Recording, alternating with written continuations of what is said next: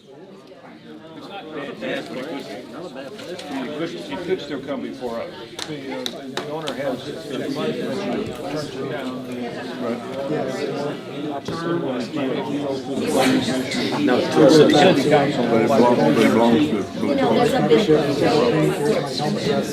fact, there was a site that they had offered to us. Way back.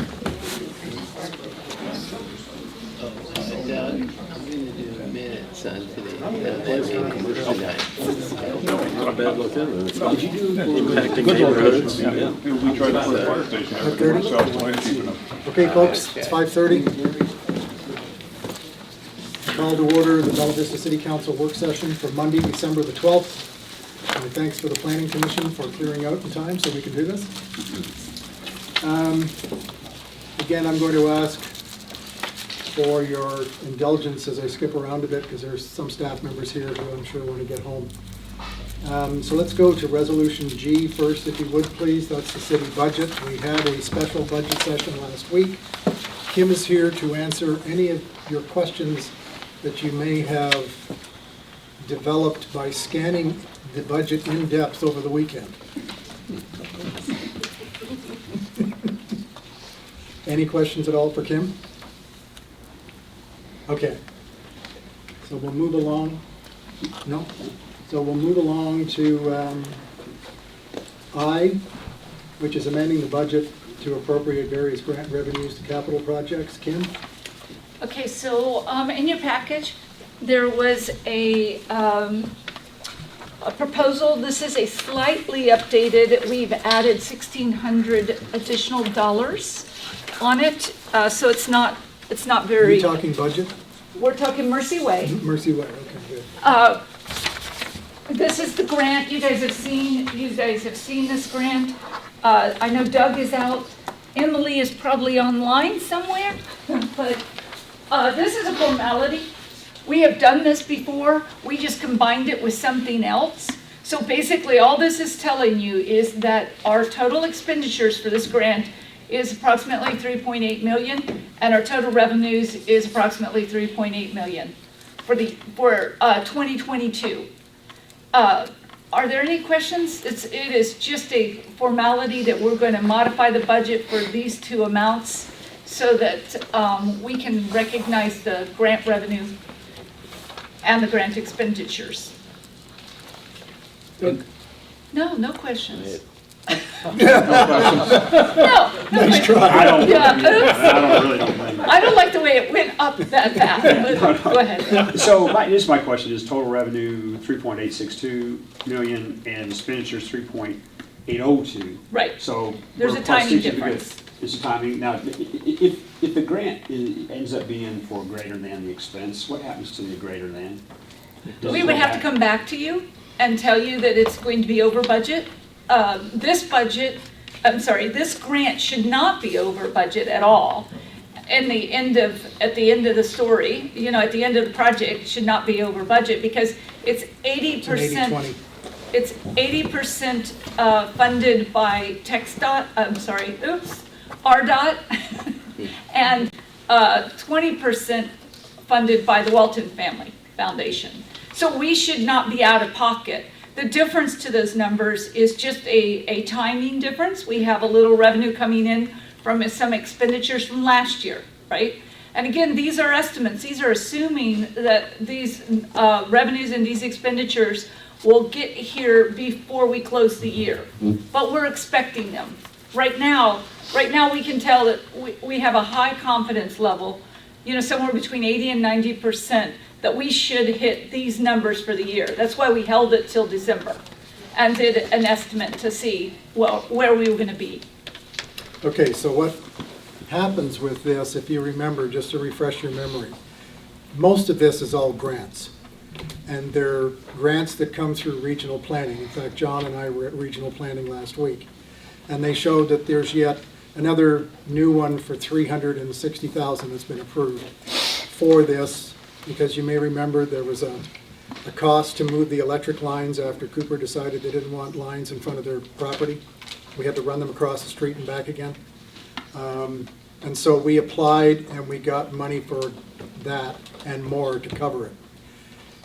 Typically, the Fed grants are 80-20, and it's 80% Feds, it's 20% us.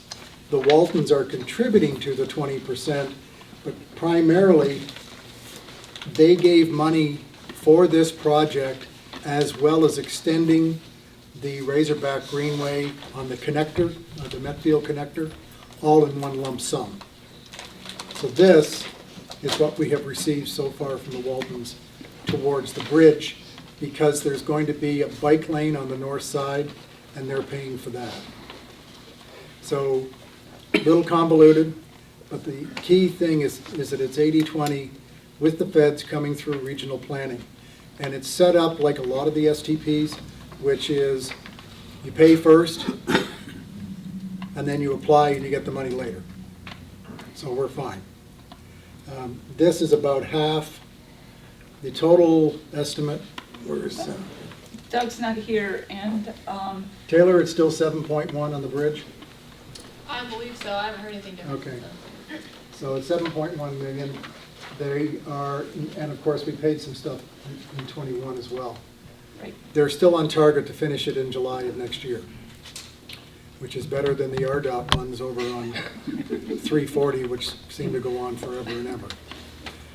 So- Well, I guess, that's all great. I get what I was asking is if we have plus revenue, 60 grand, if it works out that way. I understand it's still. So what do we do with the residue? Yeah, does that just go back to the? Oh, that would have to go back to the grantor, Right, that's right. Well, or they would say use it on a different project. but remember, we're only getting reimbursed for what we've done.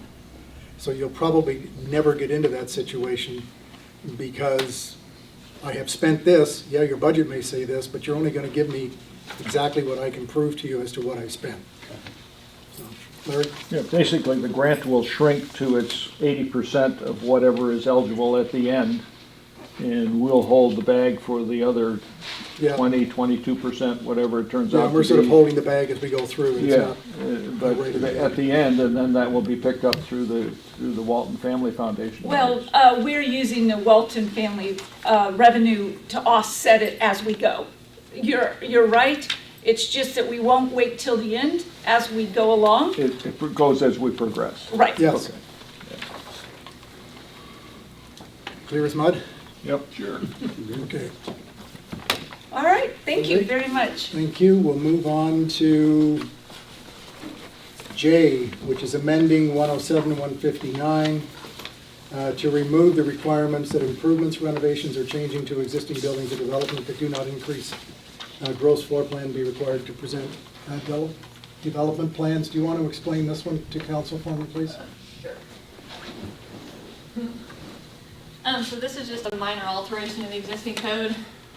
As reads currently, large scale, which is a big planning review essentially, covers anything that's non-single family residential or duplex, including renovations of existing buildings.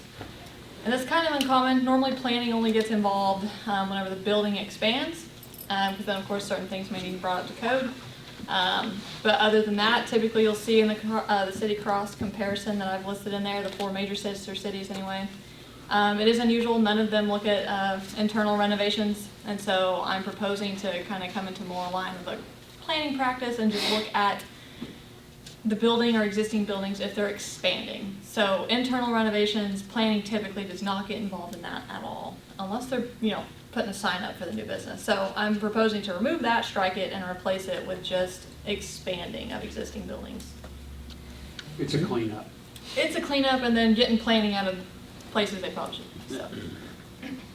Any questions? Alrighty, thank you. Cool. Okay, we'll go to item E, approving new service charges for ambulance services. Chief Sims is here. Chief, you want to add anything? If there's any questions. Well, Yes, sir. I don't mean to be smart aleck, but the increase is 26.9%, it's not 21%. It's been 6 years since we raised rates Yeah. for the ambulance service. And based off of the study, that's actually really comparable and still very economical for residents here. I mean, a lot of your services are around $1,000. Yeah, I wasn't So, like surprised it was a 65 to big 1,000. increase after 2016, lots happened Yeah, since then. so a lot has happened, you know, fuels went up, you know, we got salary increases and so forth. So this is something we got with our billing company, and visited with her a little bit about on kind of an idea what we should do, and she was in the same ballpark on what's going on around the area, so. Yes, but his That's point why. is, in your memorandum, you're saying it's a 21% increase?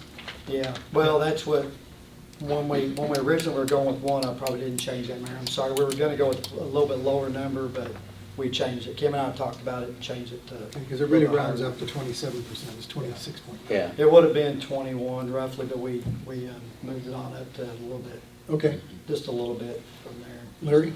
So with this increase, does that make the operation of that part of your unit, your whole system, fire department, does that make that self-supporting for that side? No, sir. Well, depending on what you're talking about. Well, this is the ambulance cost, right? Yeah, so if you're looking at, if you're separating those costs out like we used to do way back when, we used to separate fuel and maintenance and so forth, and the wages of what the paramedic and EMT made. If you're looking at that, it more than supports that, but as far as overall operations, no, Okay. it don't. Well, typically you send out more than just the ambulance when you have a call. That's right, we do now, due to our priority dispatching now, we send out additional units based on the call type. So that's what that is. Any other questions? Would you say, as far as the residents concerned, that these increases should mostly be covered by insurance? Most of it. All depends on where we're gonna see our best, probably our best payers is gonna be our private insurance. And our Medicare is still the highest payer here in the city of Bella Vista, but it's kind of changing where you're getting less Medicare and you're getting more of the private insurance. And when you're looking at those fees, you know, Medicare only allows you to collect so much off of a call. Right. Well, on the private side, they pay a little bit more on that. So yeah, most of it is, if you're looking at a high acuity call, like an ALS2 is a call where it requires a lot of equipment, a lot of resources and so forth. We charge right now $650 for the base rate, and Medicare would pay $611 on that. So we had to get a little bit more of a spread out from that call here for the private insurance side, basically, on it. Yes, sir. Why did the fire department quit servicing Mercy? What are you talking? What do Oh, you he's mean? talking the transfers. Transfer? Yeah, it was too much of a strain on the fire department, Jerry. We were doing, that first year that they opened up Mercy, that was one of the things that we wanted to do, is make sure our patients were taken care of. Our citizens in Bella Vista were taken care of when we were transporting them out of Mercy. And it got to where we were doing, gosh, close to 2,000 transfers in a year. At that time, that was really taxing our service at the time. So we had to kind of lay off. We still do transfers out of there. We just don't do as many transfers out of there. I mean, I know from personal experience that the fire department service was a lot more efficient than what the service that they use now. Yeah, and you're probably right. But it was very taxing. You know, we got to make sure we're covering our city the best we can here in Bella Vista. And with that, doing that many transfers on top of our emergency calls, e-calls, it was really taxing the fire department. So this wasn't profitable, I mean. No, I'm not going to say it wasn't. I'm not, if you're saying profitable, I'm not saying. I mean, profitable was Well, not, profitable is just, it was taxing our it was taxing our units. profitable was the wrong term, I mean. Yeah, I'd hate to say that. It was, So we have 6 ambulances, Jerry, and we could be doing 2 or 3 transfers out of Mercy. And something goes terribly wrong in 71 and we need more ambulances. Right. It depends where the rest of the ambulances are. They could be out on call. If that's the case, then we have to call Bentonville or Freeman up over the border to come and help us. So, yeah, this year we're just we're making more calls when we're doing transfers, but it's the way that they're coming in, it's a little bit different than, the emergency calls come in a little bit different than a transfer call comes in, and being available for that transfer at certain times. But we're encroaching on 5,000 calls, e-service calls, emergency services calls emergency call, somebody picked up the phone, call 911, asked for an ambulance or a fire truck. And that, I mean, we got to be available for that. And of course, since Mercy opened up, we have added staff that kind of helps with that. But when those transfers come about, then it really taxes the service. And it could take us a little bit further than what we normally go as well. So. Thanks. Anybody else? Okay, Chief, you want to stand right there if you would, please? We'll go to Resolution F.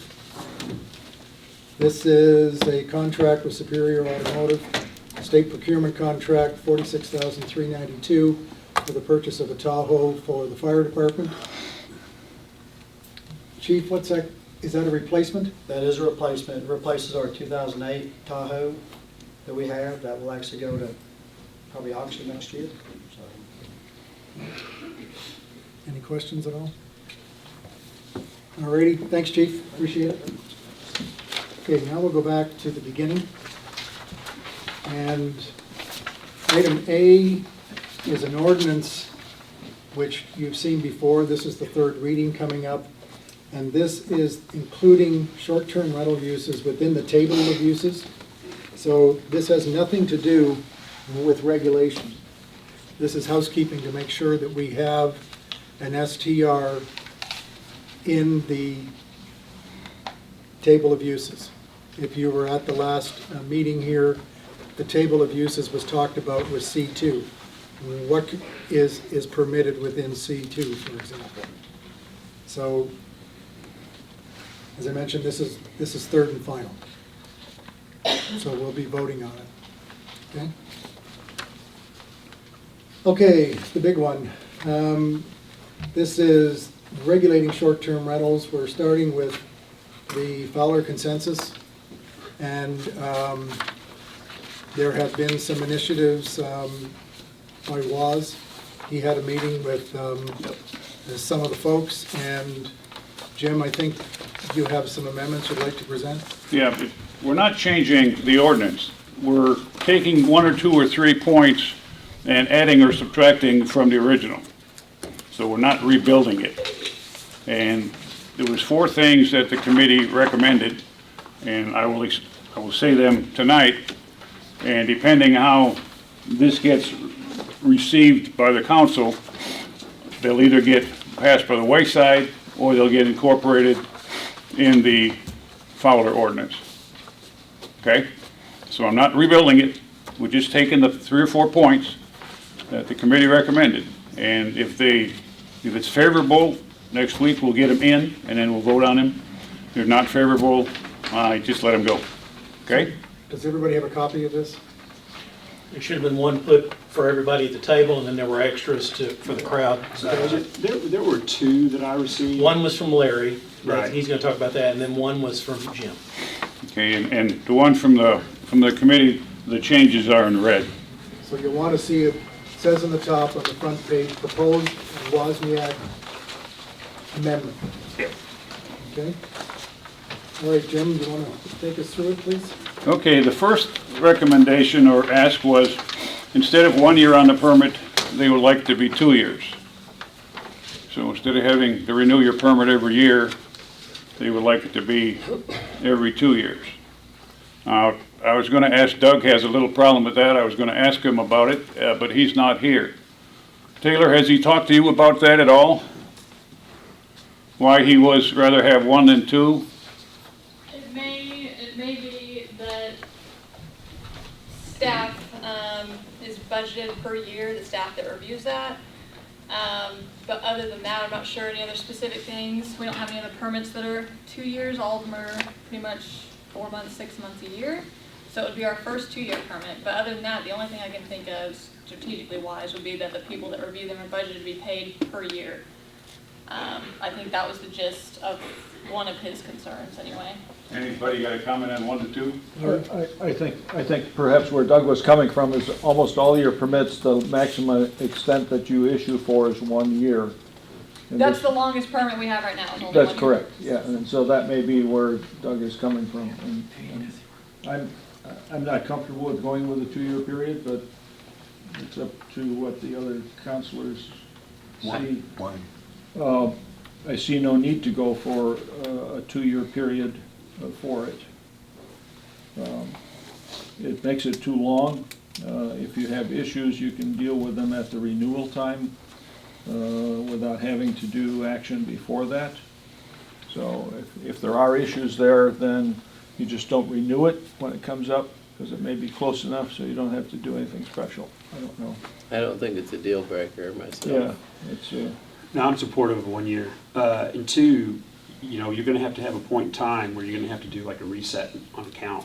You know, if we're gonna set a maximum number at 600, then you're gonna have to know, you know, what the number of Yeah. permits are, you know, every year, so we can reset that number.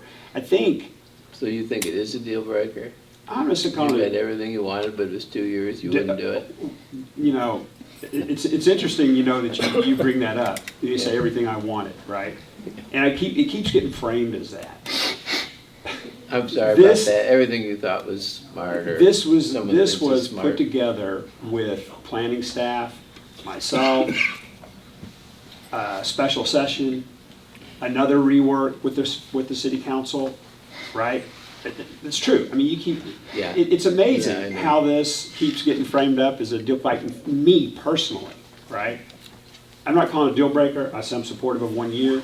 Makes sense. All the other permits are done within that time frame. There's not any 2-year permit. I don't know, did the permit, it also, this takes away the revenue generated, which helps support, you know, the program, if you're gonna go to every 2 years. So, I know that was a concern of Doug's. I actually have the email somewhere here that he wrote, and I cannot put my hand on it right now. I think maybe this I is. think you're right, he did mention if you, something. if you about don't that. change, He if you did. don't change the application fee, then it becomes a challenge for planning to come out whole in terms of the costs, or even close to whole. Yeah. Is there any kind of cost, is there any kind of cost estimate done as to what it's gonna cost to administer the program? Yeah, I believe there was. Again, Doug's not here, so I can't speak to it. But I remember you saying that as part of your machinations with staff, the cost was certainly looked at, not just this, but overall. Right, the entire thing. You know, the initial proposal was like $450, Right. right? So anyway, this is what he says. No other current city permits are good for 2 years and none get cheaper as they apply for the second, third, et cetera. At this ordinance rate of $100 for renewal every 2 years, in the future, I don't believe the regulation will pay for itself. Citizens will be left holding the bag for investors. $50 per year times 600 units equal $30,000. So that was his comment on it, Okay, so. thanks for bringing that up. Okay? Okay, And even if we put 2 in, okay, when it comes to next Monday, it can still get voted out. So even if we make the recommendation and say, I'm gonna go ahead and we're gonna put the 2 in, because it's a little iffy here, we put the 2 in, they can still, next week, Monday, when it comes up, we can adjust it again. So even though we're asking and maybe have a chance, it's not set in stone, it could still go the other way. Understand? Yeah, Larry? For a point of clarification, I'm assuming, Jim, that you're looking at each of these proposals as a single thing, and not collectively as a big package. No, but you're no, looking at each one as a- stands on its own. Stands on its own. Okay, Each well one's- then, that's not what I drafted, that's so. right. I drafted it as a comprehensive amendment, so I'll need to split these out into 4 or 5 different amendments. We'll need to have Well, separate votes. Okay, well, if they don't get done, you won't have to worry about some of them, right? Well, We don't know if they get done until they're voted on. I understand, but if I elect not to tell If you. you don't want to bring them forward, then we don't have to worry about it. Right, Sure. that's what I'm saying. Sure. Yeah, that's what I'm saying. Steve, any thoughts? Yeah, I'm wanting to make sure I'm clear on procedure, what happens here. So we're on second reading for the base amendment. Yes. Would we be entertaining these amendments, or the base ordinance? Would we be entertaining these amendments one by one in advance? No, I'll of read it for passing? second, No, these will be amendments offered on second reading. on second reading. Okay, so. And it sounds like Jim wants to bring each one independently, so you'd be, You, or voting on 4 4. or some don't make it something, yeah. So we would vote on each amendment for the Depends on sake how of they're- modifying the consensus ordinance. Yeah, If that's what Jim wants to bring forward. The fairest way, I think, for that is to do them individually, because otherwise, if you find 1 out of 5, yeah. Yes. they all go down because you can't agree Right. with that. So I Okay. think the fairest way is to Right. deal with them one at a time. Is my suggestion. Okay, thank So you. Jason, put the 2 in and work your magic for next week. Well, are these gonna be made as individual amendments, or are they gonna be? Yeah, that's what we just said. All right. All right, so I'll make an amendment that goes from 1 to 2. Right. Okay. All right, That's the one first one. amendment. Okay, Okay. got it. All right. Something else they asked for, when we have all the paperwork's supposed to include, you know, the name and address, your 50-mile person, and the owner of the house. One of the people requested that the owner of the house not be listed by name or address, just phone number. If that person is also the contact person, then the whole work has to show. Like if you don't have a landlord per se or a caregiver per se, if you have the caregiver, his name goes full-blown. If you not, and then you have to go all the way. If you have a caregiver, the owner just wants to show their phone number, not the name and address, for fear of retaliation and or whatever. So if there is no caregiver or Property custodian, manager. then you still get the full-blown? Yep, you have to go to full road because we're requiring, you know, somebody within X number of miles. Okay. So we're only listing one person, not two. If there's a local point of contact, you're listing them. Unless No, they have no, unless they have a landlord. If they have a landlord, the owner just wants their phone number listed. The owner only The owner wants is the the owner's landlord. phone number listed. Right. If they have a caregiver, well, if they have a caregiver, the owner just wants their phone number. If there's no caregiver, the way the rest of the ordinance reads, you have to have all the information. The only way you get just your phone number is if you have a caregiver or a landlord, or whatever you want to call it. Now, this is the application form information here. Right, you know, the city will still have it, You have- it just won't be in the house. If you have two people, because of the situation, you'll have 2 names on the application documents. Yep. And what you're saying is that somewhere's later in here, one of those names disappears. If they have a caregiver or landlord. And where is that? Where does that? So where's we're that looking name at section disappear? 3A and also section 4B. 4B. Those work together. Yeah, Yeah. 4B. Yep. So you could agree with 3A, but disagree with 4B unless you tie them together.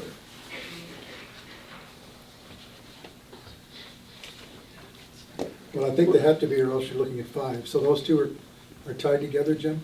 Well, not the way, you know, if it has to go that way, I guess it's where we have to go. But we're asking for originally a caregiver and an owner. Okay, someone within 50 miles and the owner of the house. If the owner is outside 50 miles. You know, the 50 miles is relative. I don't know why it's even in there. Okay. Well, it's there, so, But if I've got a rental house and I'm in charge of my rental house and there's nobody else, And you have then no I have to second. have full-blown on the permit.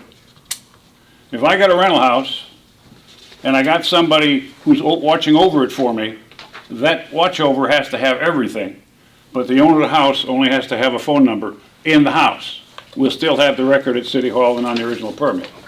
all right, so as reflected on this document, let me read it to you. I think it'll help if we read it out loud, both of them, then you'll hear it in context.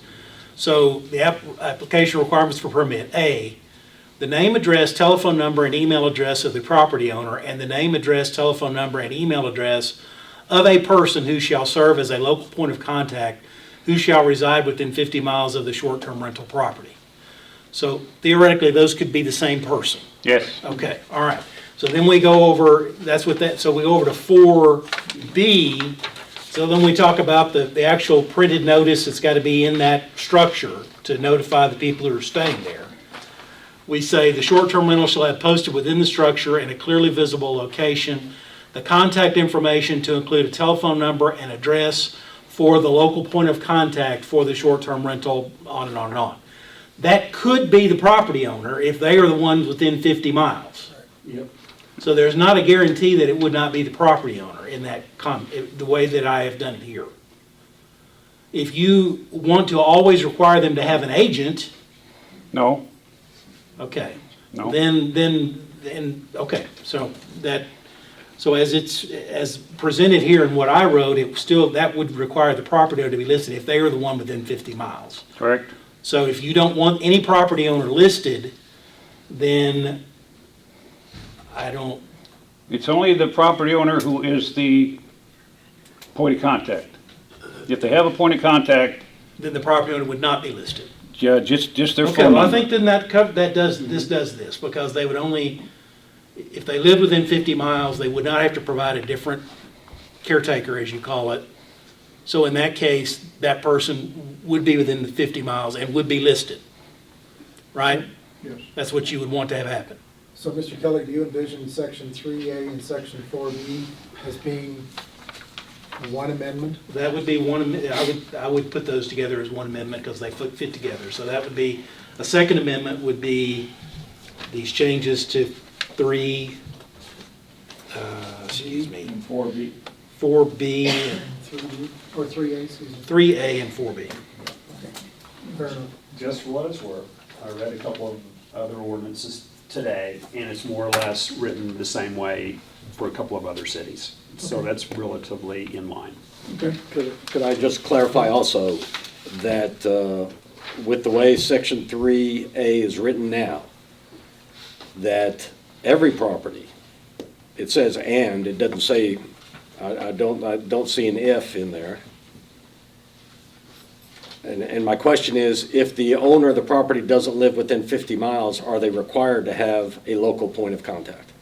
The answer would be is you'd put Mary Doe if she's the owner. Mhm. Mary Doe would be the second name, but you wouldn't have to add any other If information. Mary lives within 50 miles of the Right. property. And if she doesn't, then there will be a local Different. contact who does live within Correct. 50 Yeah, miles. that's how I would. So that's still a requirement.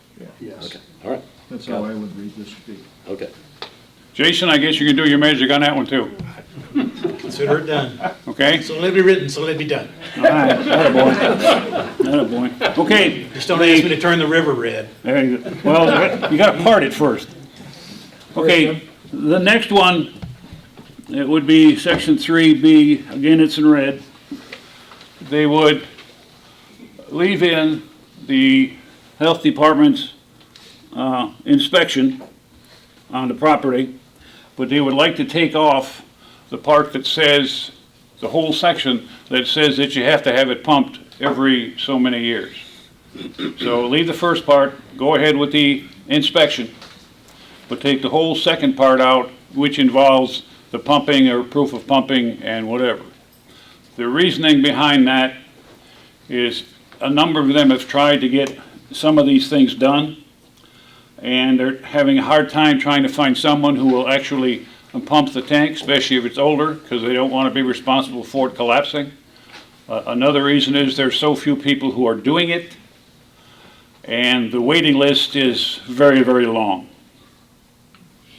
You know, the cost didn't come up too much, but it's going to be expensive. But they would like to see the on-site inspection, which is a walkthrough, whatever, leave that in, but take out the pumping every so many years. Now, Larry's got something coming that would probably cover part 2 of that, but I'm only concerned with the part 1. So Larry, you're thinking of something for next year that'd be total city regardless of whether it's a rental or not? Or are you thinking about adding something this year? No, my suggestion would be is that we leave the pumping part in, but delete the inspection, which is the second part of that first sentence. A copy of a report of the licensed installer, whoops.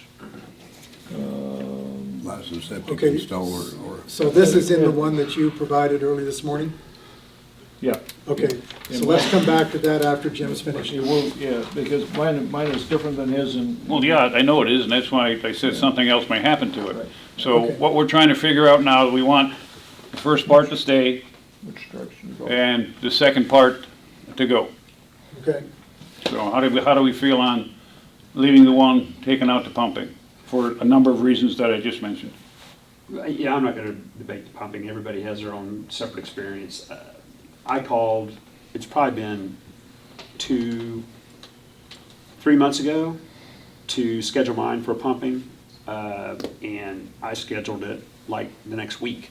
It was $350, and my neighbor, when she saw I was having mine done, she said, well, I'm gonna have mine done too, and she called and she got it done that quickly also for Yeah. $350. Well- I'm just saying, so maybe they're Well- backed up right now. Well, and maybe it depends on how old your system is, Well, opposed to how I old definitely some of don't these. have a metal tank. Okay, well, see, that's another hangup. I'm sure there's more metal ones out there than cement or plastic. so we're not backed up. And quite frankly, if we have them out there, they do need to be replaced because it is a hazard. So just, Jim, one thing, I think I know what you meant, but I want to make clear. This would require, leaving the way you prefer, that first part, this is going to require on-site septic systems, for property served by on-site septic systems for wastewater, a copy of a report from a licensed septic installer or inspector. It's not going to be inspected by the health department. It will be a installer or inspector doing it against health department standards. Correct. Okay, all right. So, Except the installers and inspectors tell me they are gonna have a problem certifying any kind of an inspection, especially unless the ordinance specifies what those inspection requirements are. They're saying that they can't use the Department of Health requirements and say that's good enough, because that's what we're incorporating. We're saying if it's operational pursuant to Health Department requirements. If you remember Mr. Murphy's presentation here for that evening program, they have an inspection program in Washington County that they adopted a number of years ago. There's no criteria in the ordinance of what is being looked at. There's nothing attached to it that provides guidance for it. And so it's kind of a fiasco for them. But you go out there and walk around and say, yeah, it looks pretty good, and you can write a certification that says it's okay because there's no standards to it. And so Mr. Murphy pointed out that they have an ordinance to do this in Washington County, but it's not effective because it doesn't have any meat in it to provide any results that are meaningful, So in what we have here is without some meat in what the inspection consists of, it probably would be similar, in my humble opinion. I've got that Washington County, because that did come up, and I want to go over that with you, because the Washington County ordinance,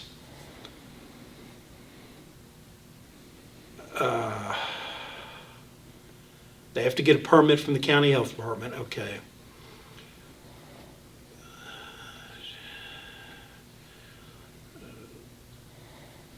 So Article 2 of their ordinance says that a certificate or permit shall comply with regulations of the Washington County Health Department so as to ensure that the soil is suitable for a septic system and does not, in conjunction with surrounding systems, contribute to a danger to public health or the groundwater, including but not limited to phosphorus levels. The cost of said inspection and approval may be collected at closing. And these are done upon the sale of property. So you have to get a permit, and so that's the only language it has in there. It just says regulations of the county health department. And the health department does not have suitable regulations adopted for them to inspect? I don't know, his verbal statement at the meeting here it was, and when I met with him before that, he told me the same thing. Without some guidance, and the program that Benton County had proposed in 2015 or so, they had a whole program. They had a checklist for the inspection and who could do it and all the rest of it. So it had something with meat in it that you can measure this inspection from that inspection from that inspection and say, yeah, okay, or no. We do have a city ordinance on the books now, I think some of you remember probably, where we say if a septic system is failing, and we define a failing system as where water is on top of the ground. Right. Wastewater is on top of the ground. And then there's a notice requirement that we send to the POA, and then they have to turn the water off to the property if it's not fixed within a period of time.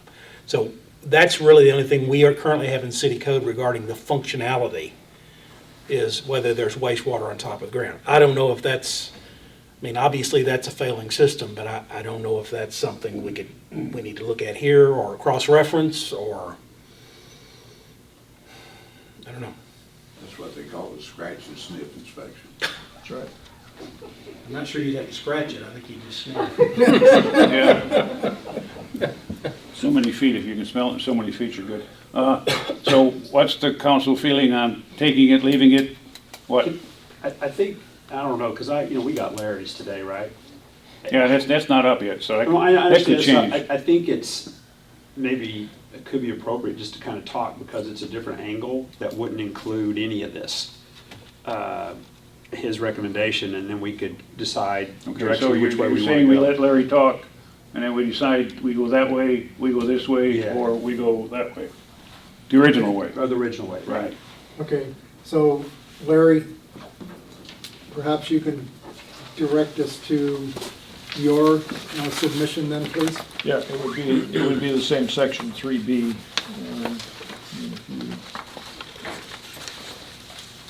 Okay,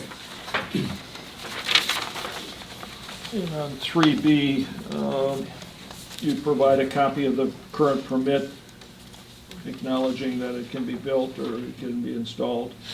And I've deleted a copy of a report from a licensed installer or inspector certifying that the on-site system on the property is operational within the requirements of the Arkansas Department of Health. So the rest of that sentence goes away. I've left in the proof about the septic tank pumping within 2 years. I guess Murphy suggested not to do it every year. The question is it 2 years or should it be 3 years? 3 years is what's written. This, Because Larry, it looks like maybe you worked off of an older version. no, I took the packet that I got from Wayne and I copied it and pasted it into Word, and that's the copy I used. Well, the That's current what draft says, well, if you look at, you've got Jim's there in front of you, the part that's red and crossed out is the language that's got about the pumping in the current version. And yours is a little different, but though you're It wanting to is. keep it. And I acknowledge that. I took the packet from you and I just copied it and pasted it and then edited it, so.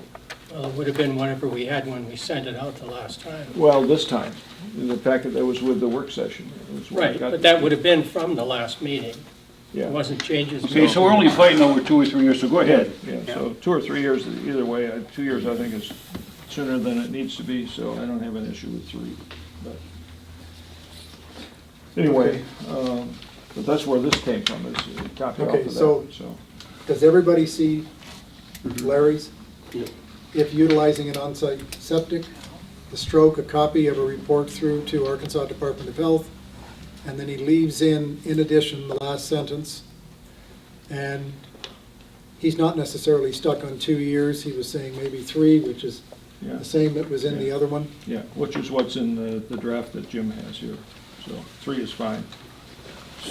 Doesn't it need a qualification, though, in case it's a new property? You wouldn't expect it to be pumped if it's brand new. The property has to be a certain age in order to require it to be pumped. That's not what the ordinance, that's not what this says. Right. Why would you pump something that's brand new? Well, it's not brand new. It could be, the home for the short-term rental could be a brand-new home. Well, but it says if it hasn't been pumped in the last 3 years. So you could have a home up to 3 years old before it has to be pumped. So you're taking out the part about the 5 years prior to date of application for short-term rentals. Because if you keep reading down, you get subject within, unless a certificate of occupancy was issued by the city for the subject property within 5 years prior to the date of application for a short-term rental, Where in you which at? case no inspection would be needed. So what section? That's 3B is the last three, 4 lines. Over there on this one. No. Okay, I've got an F in mine, that's what I got from copying it out of the code. So basically, a new home is home free for 5 years. Okay.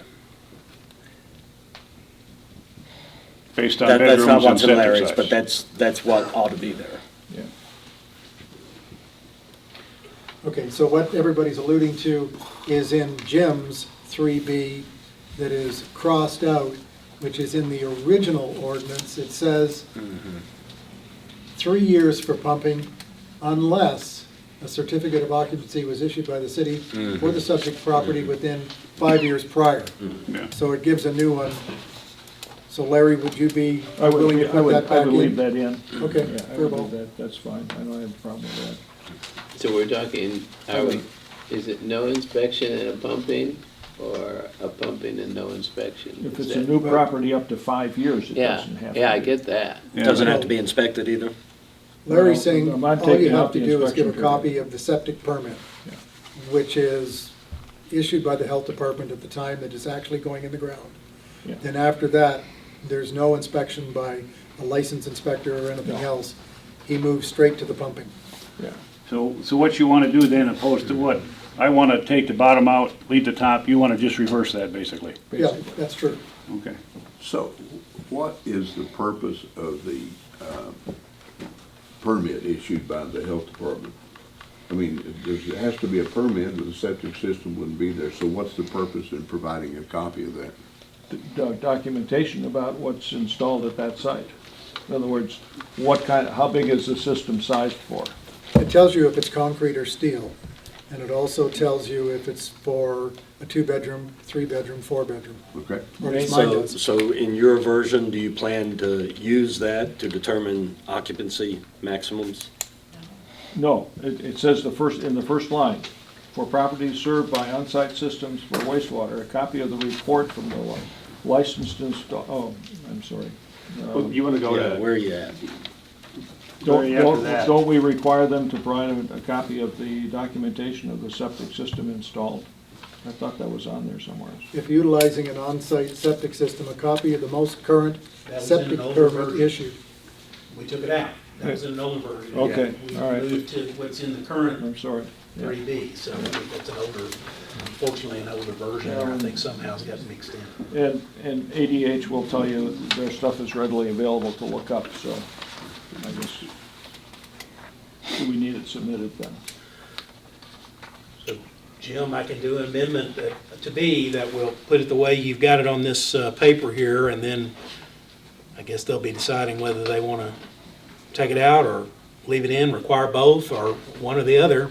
Yeah, well, how do you guys feel about the first proposal or the second proposal? okay, well, I think one thing, Larry, you need to tie in, Larry, what you wrote on here, page 4, because as I said, it's not following exactly, but where you go on the occupancy Yeah, I can't and figure that limits out. restrictions. I can't figure out why, because I just scanned this thing. Go to occupancy and limit restrictions on No, yours, I've section got, I've 5. got the packet open for tonight, and what I have here is correct, because the second to the last line in B says proof must be provided that the septic tank has been pumped within 2 years. That's what it says in the document that's in your file. What I can tell you, that this Wozniak amendment is based on the last approved, this is the so-called consensus amendment, and then there were 2 additional amendments, one from Mr. Flynn, one from Mr. Fowler, on some smaller items that you all approved at the first reading, and that's what this is. And then the red marks are what Jim wants to suggest to you. Anything else could be one of the January tabled versions or a prior version of this that has been subsequently changed. But I can tell you that's what this is. And so I don't know. I can only tell you that I'm looking right here in the screen, and what I have copied is what's in their packet, so. Well, on this whole issue, So one of the things I was gonna bring up is I wanted the 5 years, not the 3 years. For And pumping, when it's brand new, 5 years brand new. I brought that up a couple meetings ago and everybody seemed to like it. This says 5 years. Yeah, on a new house. The one on the computer says 3 years. That's on a regular, house that's already there. The one in the packet is apparently the wrong version. Well, yeah, this is allegedly, the one in the packet is allegedly what we took off of being tabled. It's gonna have to be modified to make sure. I like the 5 years. I like this. I like the 5 But years. it's not too. listed as a change.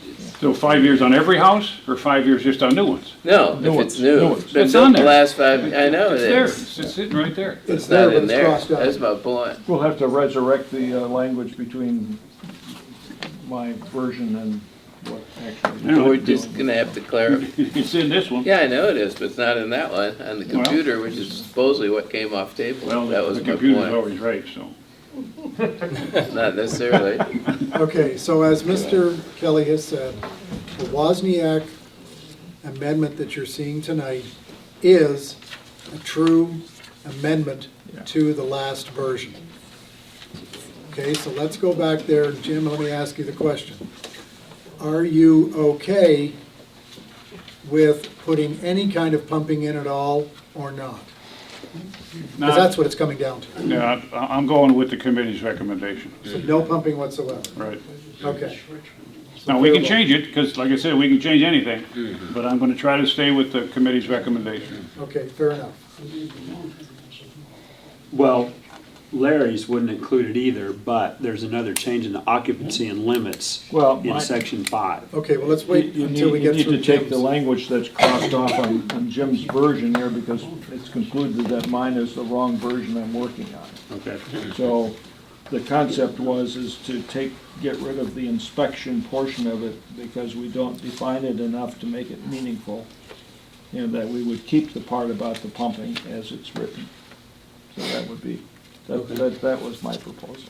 But yours should really say pump within 3 years, and you're willing to put in the 5-year. In the on a 5 new years home. if it's a new house, yeah, yeah. Okay, so we've got Jim's, which is no pumping at all, and Larry's, which is not requiring an inspection, as Jim's does, but pumping every 3 unless it's a new and it's a 5. Yeah. Okay, clear as mud? More or less, All Our right. citizens gonna understand that. I would think. Yeah. All right, Jim, you got one more? Yeah, and it's got to do with, how many people per room. And, the state health department and fire code says, like 2 per bedroom. And they would just ask if we could have the 2 per bedroom and an extra per bedroom. So if you had 2 bedrooms instead of 4, it'd be 6. You had 3 bedrooms instead of 6, it would be 9. And if you had the 4 bedrooms instead of 8, it would be 12. Now, you just said 2, but you mean 3? Well, yeah, it calls for 2, an extra one. 2 bedrooms, 4 people, 1 per bedroom, that's 6. You got 3 bedrooms, that's 6 And that's people, not- 1 per, and I know it's against the code, okay? You got 3 bedrooms, that's 6 people, plus 1 per bedroom is 9. You got 4 bedrooms, that's 8 people, 4 extras, that's 12. That's what they're asking, we're So asking. it's really 3 people per bedroom. Yeah, yeah. Well- But I also went looking through all my paperwork, and that was brought up once before, and it died. Okay, so this removes the distinction between occupancy, whether septic or sewer. So that, it removes that distinction and creates one set of limits, which is the number 3 per bedroom. And the number of bedrooms is determined pursuant to the fire code, Not determined by. not determined by the septic septic permit. permit. And that's where Larry differs as well. So either we go with the 3 or we go with the 2. Mr. Murphy said here that night that he was thinking that he didn't have a problem or thought that 3 would be acceptable. But does he have the authority to say that? That's by the septic permit, is what he said that by, not, Yeah, not an just open-ended. Yeah, You know, yeah. and he's going against his own company per se. So it's either, what we're looking at, real simple, is 3 or 2. Per bedroom. 3, 4, 2, what? 3 or 2. Oh, 3 or 2 per bedroom. The committee's asking for 3, the septic permits statewide is 2. But also a big difference between whether that's based on But that fire permit- code or septic capacity. hang on a minute, that permit deals with Yeah. the required Exactly. size of the septic system. That's not necessarily a restriction on occupancy in the building. That's the standard that had to be followed for the building to be constructed and the permit to be granted. This is one of the problems we had. If you recall, back a year or more ago, we had people building new houses, calling these rooms bedrooms, and listing them with more rooms than the septic permit said. Correct. And so we wanted them to restrict calling these rooms bedrooms because they didn't meet the requirements of the building code, and we wanted them to follow fire prevention code definitions. So we adopted an ordinance that accomplished that as it relates to new construction. So now, in terms of new construction, the permits that are on the bedrooms that are on the permit equal the number of bedrooms that are on the house unless they put a deed restriction on. You recall all that? So that's on new construction.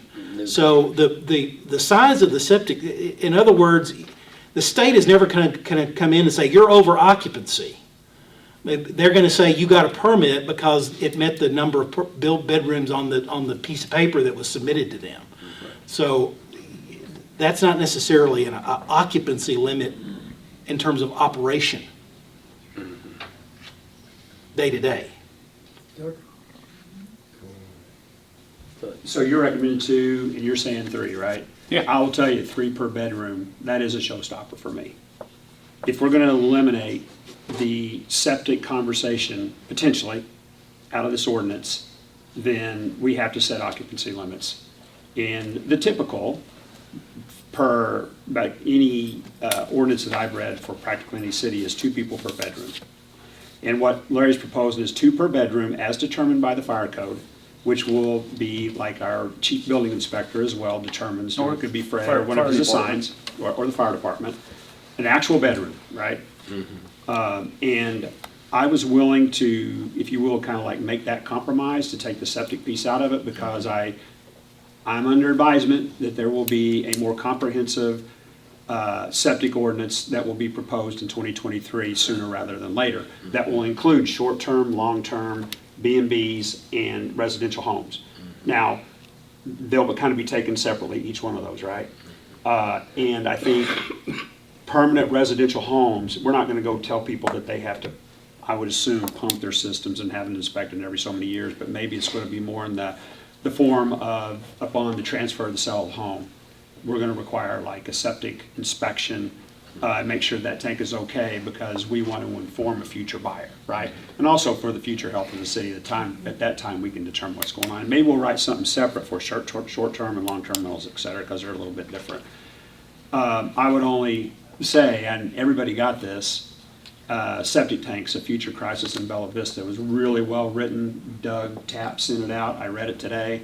And if I'm a resident of Bella Vista, I read that and I go, I'm concerned. And I will only say, when I read it, the city of Bella Vista, all residents, and so we are all in this together. Septic systems are and will be an issue here if we don't wrap our arms around it sooner rather than later.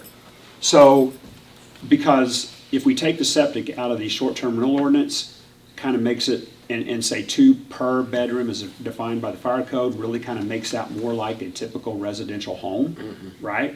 Takes the septic out, doesn't really treat them any different, and then we'll take on the septic issue soon, later, as a more comprehensive ordinance for the city. So that's where I'm sitting right now on this. That's what I'm thinking. And if we do the citywide, regardless of what we do tonight or next week with the short-term rentals, they could end up back with the 2, period. If we're going to do a citywide, they could end up losing the 3. You know, we're going to go back to 2. So if they do a citywide ordinance, there's a possibility that they're going to have to revert back to what the fire code says. Could, not that it will, I guess. but there's a possibility that We also, so limiting occupancy on the septic system is one conversation, right? And it's a big conversation. Another part of the occupancy limit is for the life, liberty, and pursuit of happiness for our permanent residents, okay? Because this situation of, 10, 12, 14, 16 people in single-family residential home on our streets and in our neighborhoods, to me, it's out of order, right? We're not operating like small hotels or sometimes hostels. Whenever you have 12 and 14 people, you're not talking about families coming in and renting those homes. It could be 2 families or 3 families, or it could be 10 or 12 or 14 individual people. And that really upsets the people that are having to live where these short-term rentals exist. And I'm sorry, I keep hearing from more people all the time. And I'm not getting emails necessarily. I mean, I am, or phone calls, but it's just like, I was voting the other day. I get through voting. Somebody heard my name and I told my name. I got through voting. Can I talk to you when you're done voting? I want to talk to you. Because they've got a short-term rental right across the street from them. And they're just like, look, and my wife today, she goes to her meeting that she had. Let's say a lady approached her there. Hey, I know this conversation. I want to tell you what I'm experiencing on my street. All I'm saying is, it's the septic issue is a big issue. That's one reason to address occupancy. A secondary reason is because our permanent long-term residents are upset and they're tired of it and they want it managed. They want the occupancy. So we don't talk about this till we're blue in the face. So do we want to take the 3-6 or the 6-9-12 out and just go with 2, or you want to leave it in and worry about what happens after first of the year? I will go with 2 per bedroom as defined by the fire code, which will be determined by either Chief Sims staff, and they'll have to understand what a bedroom is according to our chief building instructor. Take the septic out and address the septic piece in a larger piece of legislation, if you will, for the city. That will include, because we've talked about long-term rentals as well. We know there's an issue there. We believe there is. Yep. So we do a larger piece, all-encompassing septic ordinance for Bella Okay, Vista. but as far as this goes, you're just gonna stick with 2. Yes. Anybody else, one way or the other? Many of our homes, mine included, has a big basement. It doesn't have, it's like big open space down there. Unfinished. I mean, Yeah. or finished. So with will big fire open code space. recognize that as a place where I could sleep a couple people? If it doesn't have a means, this No, gets it back to does. what, if No, it it's has got a everything window else. and, Yeah. It's got- alternate means of egress Yeah. and, Then it's a bedroom, according to Could be, fire could code. it could be, It could but be. it doesn't necessarily have to be if No. it meets the requirements. But if you're sitting on a septic tank that's built for 3 bedrooms, And you We're added a getting away 4th. from septic though. but Yeah, we're getting away from the occupancy based on septic capacity. That's what this, mhm. that's what, So where is the equity here in a short-term rental and a long-term rental? We're not talking about long-term, so don't even bring it up. It's later. Well, That's going to have to be addressed next year, though, Yep. Larry, you're right. Or, What we're worried about right now, so we're not here till midnight. Just one of the. Do we want to put the 3 in, or we want to put the 2 in? can I suggest something? Sure. The only way y'all are really gonna know what you wanna do is when you call the roll and vote. Yeah? So we'll put the amendments together, you can move to amend, if it gets seconded, you'll have a vote, you'll find out how everybody feels. All right. And it'll either get approved or not. so leave the 3, and you got 2, and so it gets to that. And then I'll do some for Larry as well, and then y'all will make a decision. And my rationale for the 2 is that it's consistent with the design basis for the septic system, but on the other hand, is that when we approve building permits for new buildings, it's predicated upon a bedroom having an occupancy of 2. And so Yep. if you allow 3 in here, you're creating a differential between short terms and people who live here permanently as to how their house is set up. And let me add one other thing, I'm going to state the obvious here. We're on a second reading on this. Unless you all decide to amend it and push it ahead to a third reading, there are going to be 2 new different members of the city council, which may have different opinions of all of you around this table, and we're going to be right back where we started about what people think about things. Yeah, we need to end That's a good it. thing. We need to end it. So I don't know. I don't I don't know that this, we reached a consensus to end the discussion, it didn't work. We're trying to do it Right. again, I don't know if it's gonna work. Right. Well, we're on second reading this time. I can't see any good reason really why we would break from our typical procedure, suspend the rules, and try to expedite now, when, to your point, I think it's a good thing that we have two city councilors coming on. I think it's important to have their sensibilities about this. I feel like we're still thrashing around quite a bit. I don't feel like this is settling in on any kind of consensus that makes the residents happy, that makes the short-term rental operators happy. I don't think we're close. I really don't. I don't think we're on the verge. You know, I'd feel good. Here's where I was gonna kind of frame this in terms of what I would do on Monday this week. If everybody came forward and said, this is it, Steve, this represents the best of both sides. We're all protected, we all feel comfortable with it, we're all on board, let's make this happen.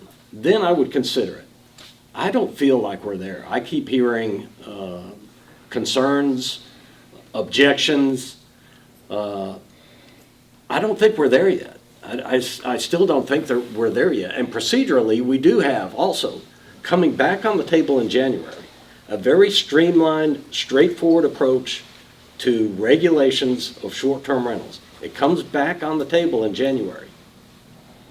It's still there. If we wanted to keep this simple, keep it streamlined, and we want regulations in place, that option is still available come January. And this can be altered come January. And you think, worried about make everybody happy? Good luck. I know. Good luck. That ain't gonna happen. No, it's not gonna happen. Even if you pay one side and don't pay, it's not gonna happen. No, I agree. You're gonna take your best shot and let it go. If it doesn't work, we can do what we do with every other ordinance that sits out there. We can redo it. Bring it back and adjust. We can redo it. Yeah. But we need to have some place to start. Did anybody see that interesting article in the Gazette, I believe it was today, about Fayetteville and Springdale considering their short-term rental ordinances and the enforceability? Yes, they're gonna put it into a third party. They're enforceable, it's just they're gonna have somebody else, Gonna have hire somebody some else. outside Hire somebody to somebody else to manage do it. it. Okay, That's what they're Jason, doing. Yes, sir. go ahead and do your magic, put 3.6 or 6.9.12 in there, and we will mess with it Monday. Okay, there could be more than 3 bedrooms in a house. So what if it's a 4-bedroom house? That'd be 12. If it's a 5-bedroom house, it'd be If they can 15. prove they got 5 bedrooms that are So legal, yeah. it's two, you want to do just 3 per bedroom? And then we can beat it up Monday. Okay. That's Jim's. I understand. There's just 2. Yeah, well, I just told I'm them, just saying. I'll work with Attorney Kelly to get my raw document in the right form. Okay, Mayor, yes, sir. I know this is already complicated, but I have 2 things to bring up. One of them is, and I brought this up a couple months ago, and I had the impression people were amenable to it, but sometimes I get the wrong impression. I proposed a deal where if you were an owner and you lived in Bella Vista, in other words, you're a resident owner, and when we go to sign up for STRs and there's only so many, you'd get a head start. You get 30 days or 60 days or something, because I was afraid of local people getting beat out by California corporations or something. That's in section 9. It's in there now? It's in there. Yeah, we Oh, okay, good. That was approved. Now, the second thing I have new, it's a little more complicated, a resident brought it up to me, and I think it's a really good point. This is what it is. So you're sitting here, and you're about to build, I'm gonna build a house and make it a short-term rental. It's gonna be really nice, and it's on sewer, and it's a location, and there's other houses around it, it's right by the park, and it costs a lot. Well, you're afraid to build it, because what if you build it and then the 600 are gone, or whatever number we choose? So I think we need to have a mechanism where if you want to build a brand-new place to be a short-term rental, that you can apply and get one of those 600, and then you have to make some kind of rule. You have to start construction in 3 months and be done in not, pick some reasonable time. Because otherwise, nobody would be willing to build a brand-new place and make it a short, because you can't take the risk. You're going to spend hundreds of thousands of dollars and then not be able. I'm aware of your situation, Yeah. I'm definitely willing to entertain something Yeah. on that, for sure. Well, my last adjustment is in section 7C. And what I've done there is to try and protect the people that we've identified as having and owning short-term rentals. And so what I've proposed there is short-term rental properties as confirmed by the A&P committee as of November 21st, 2022, shall be given preference in counting toward the maximum number permitted. I don't know what that means, Larry. I don't know how in the world we're Well, going to do that. the language, we may have to work on it to But figure it how out. do you prefer them in the Doesn't count? satisfy what you're looking for. No. Prefer them that you don't issue a permit to someone who's not on this list until you've issued all of these permits before you process it. So you're gonna have somebody wait 6, 8 months till all of the current ones get registered before you let this guy come in with another one? Not necessarily. Well, that's what you're saying, you wanna keep all these spots open for the current ones, which is fine. I don't have a big problem with that. But someone who wants to build one, you're gonna tell him he's gotta sit back and wait till X number of days, months, or years, till everybody who's currently out there puts their 2 cents worth in. And what happens if somebody doesn't want to and they're not gonna bother to tell us that we ain't gonna go?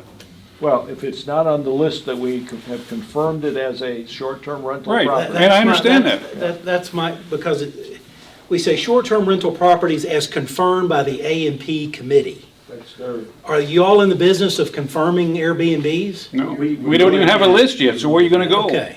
And we have, it's like, we have a list, right? Right now, I'll tell you right now, the number's like 493, okay?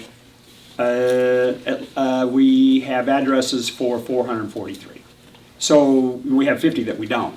So Granicus is always gonna kind of be working a little bit in arrears, because first they have to find them through advertising, right?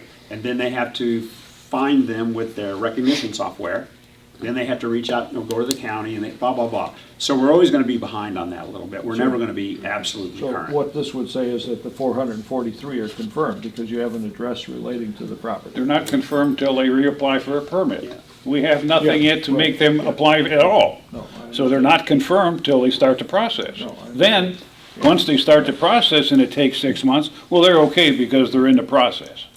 But how long are you gonna wait for those 447 to start the process if you wanna be 490 and you have to wait till 447 apply or don't apply before you can? No, no. Just a second, Mr. Kelly. I'm just thinking, are you saying that the ones that exist today don't count against the 600? No. Is that another way of saying that? No, they count against the 600, but they don't get pushed out because 100 of them come in. But what do you mean by pushed out? That's what I don't understand. You have 100 owners that come in and say, I want a short-term rental approval on this property. Right. And we have not seen them listed anywhere, they've not shown up anywhere. Maybe it's a new building that's going in, under construction.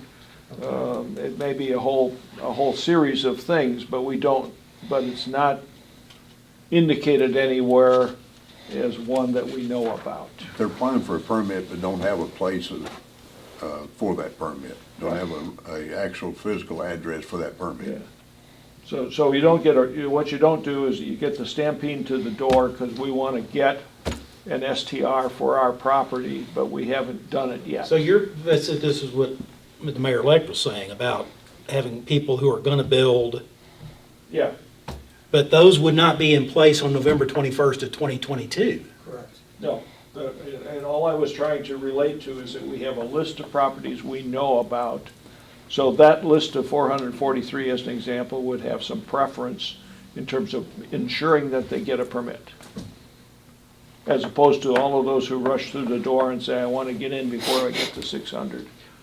They want a permit for a vacant lot. Right, yeah, or whatever. Okay, well, that's gonna require more than rewriting than just that. It may need more language than what's in there, but that was the intent of it, is that. Well, then that actually may not ever even end up being a No, short-term that's rental. You what I'm never saying. know. Yeah, That's, you're exactly right. that's Yeah. kind of like zoning, you wouldn't know. I think we beat this up enough. He's gonna rewrite the 4 things, we're gonna bring them up individually. We need to go on, because we can sit here and talk forever and not accomplish a thing. Okay, so if you'll work with Mr. Kelly, please. John? I've got it, so I'd be He's on got my- it. Okay, John, do you want to work with Mr. Kelly Yeah, on that one item. on that yeah. one that you mentioned? Yeah. Larry, what are you up to down there? I'm gonna work with Mr. Kelly to get the right form to start with and then get the wording right where it I think what belongs. happened, looking at the packet, that was the ordinance that was in last month's agenda, but you all adopted an amendment to that. And so that replaced Yeah, that's everything, what I and thought. so, and then the replacement is what I made these changes off of. So we need to get that switched, so. Before we adjourn, okay? We're not adjourned, we got the rest of the thing to go through. Oh, okay, well, one last point before we move on. Yeah. Well, we got the calendar, right? Right, well, there's more, yeah. Oh, there's, okay. Just want to make a point, and we talk about it next week. Just don't forget, we're talking, and really, we're not even at 96% yet. Well, we may be close. I mean, 4%. 4% of the homes, that's what the 600 is based on, basically 4% of the homes in Bella Vista. Letting the tail wag the dog here, okay? We're doing. We represent the 96% of the homes, and I'll tell you right now, I know we have a lot of short-term rental owners that live here in Bella Vista right now. They're not showing up, they're not saying anything, that I think they probably got their heads in their hands and going, oh my gosh, we're getting a black eye over this, or you know, all this stuff that's going on, and we're really doing the right thing. Just don't forget that we represent the 96% mostly, and actually probably more than that. And to let this keep dragging on and on and on, it's ridiculous. Well, It really that's is. like This should have been done a long With, time ago. with what we're proposing, which should be done Monday. Should be done Monday. Can I ask one question, Jim, because I saw it. Was there any desire to go up from 600 to something? I saw something in the paper that said that your committee was talking about going to 700 or They threw something? 700 around, and I said, You leave it didn't at want to do that? 600, we can adjust it, just like we can anything else. But right now, you intend for it to be 600, because I didn't Yes. put that, okay. Yes. Because it can be adjusted just like that, one meeting. All right, Jerry? At one time, there was some talk about exclusions, about exemptions, like for instance, the greens. There's nothing, I don't see anything here about any It's a whole exemptions. different So ballgame. what we did in the definition, Different can of worms. It is kind of an we exception say, there, yeah. for purposes, section 1, short-term rentals shall not include properties or units subject to timeshare arrangements or properties in commercial zones served by sanitary sewer. So that was meant to solve that issue you were talking about. That gentleman here that night said that the majority of those places were not timeshares any longer. But there's still a commercial outfit that's on a sewer? Yeah, because there's 50 owners per place if they're timeshares. Yeah, 52. Yeah. Some of them are, And they're all on septic, so they're it's not really all not, wholly really owned not a every big single week of problem. the year, but Yeah, they're on still sewer, owned. yeah. Yeah, or sewer, that's not a problem. Next, Mayor? Okay, everybody okay to move on? All right, let's go to Resolution C, is the meeting calendar for next year. Are the dates okay? Yep. Anybody not like the dates? Same structure as, Same place, same Current year. channel? Yep. Okay, the next one, I need to, because the resolution itself, I want to be full clarity. It does not say where the meetings will take place, nor the times. It just has the dates on it. So what's happening to the council chambers as far as the new structure that, This is under lease for what, 2 more years, 3 more years? yes, but this will be all taken apart. And so Ah, we'll be You'll meeting out in the be public, moved into the new one once Yeah. that's At some available. point, we'll move, and so it's and that date is unknown at the present So time. we would, the anticipation is we would move to the new courtroom? Right. Okay. Yeah. Get to drive a little farther in the dark. there you go. Present, sorry, in the short term, it'll be here, and it'll continue to be on the same calendar unless it's adjusted, as we've had to do because of statutory holidays that happen, and it'll be at the same location and time, then we'll have to adjust and move. Okay? All right, the next one is something we do every year, authorizing budgetary transfers. This is to help Kim to actually close the books. So if she has to move some funds from one department to another, she has the ability to do it without coming all the way back here and asking for it, because we're trying to close what we have to close at the end of February. Okay, so we've got 2 months to close the books. So this is something that we do each and every year. I think last year, we gave you a listing of those that we did, because some of you wanted to see it. We can do that again if that's your Yeah. desire. Still do. Yep, okay, so just keep track. So do we Of need what to you're do this moving. now, or Must do have we done that need to in do this in 21. January? Because I don't, Okay, I'm sorry? We need to do this now or in January, because we'll know all of them in January, will we not? Not No, necessarily. no, not necessarily. Believe me, bills keep I know they come in. coming in even in February, even though we're asking In all the May. vendors to get them in. Well, yeah, there was one in May too. So, but if you just track back and forth, please. okay, all right. I think you might have done that in 21, because I didn't do that last year, so maybe, I'll look and see if I can find something, but Okay. I don't think we had any last year. No, we didn't. Yeah, so, Okay. We've done E. H H, We've done H, that only one left. H. Okay, so you remember we passed a resolution last month to satisfy RDOT? This is the same thing now for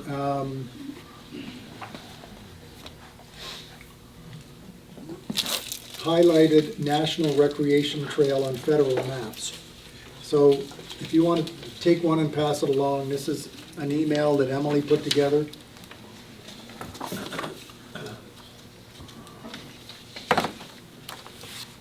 Mayor, do I be excused? I've got an appointment that's been 48 years in the making that I need to. If that's your wedding anniversary, you better go. Yeah, and you ain't going to McDonald's. Or the next year will not be very happy. There you go. Cindy won't be a happy camper if you miss that one. Congratulations on 49. Yep. Congrats. Well, we need to congratulate her.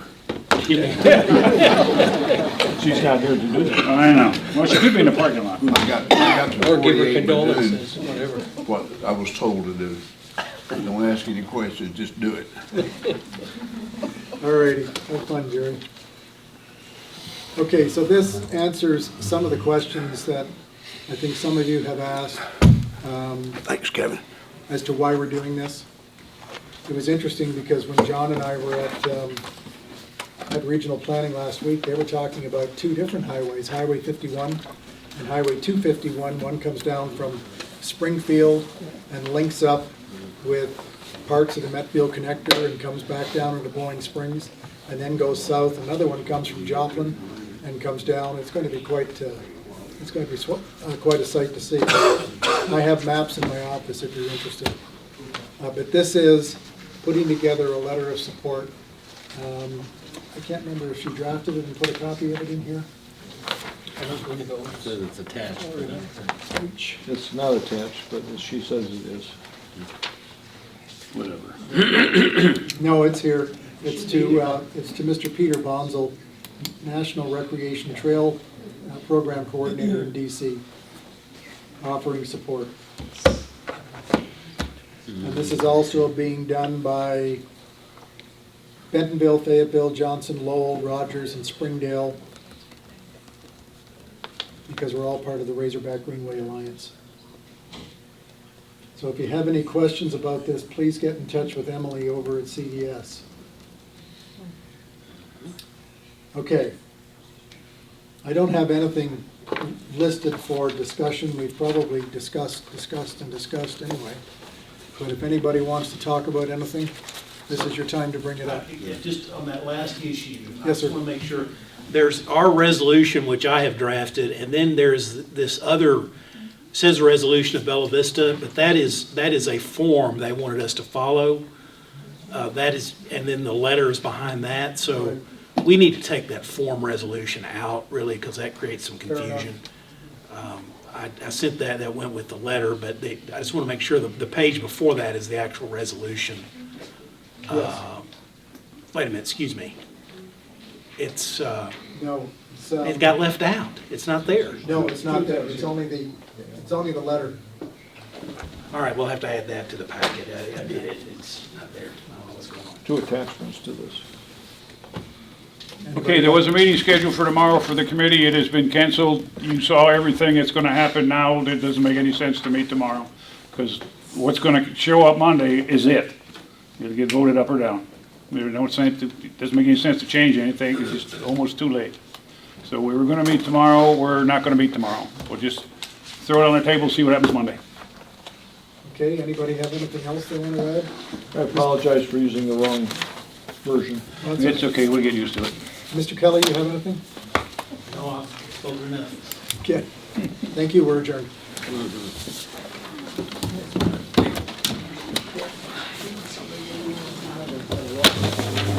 know what I'm saying?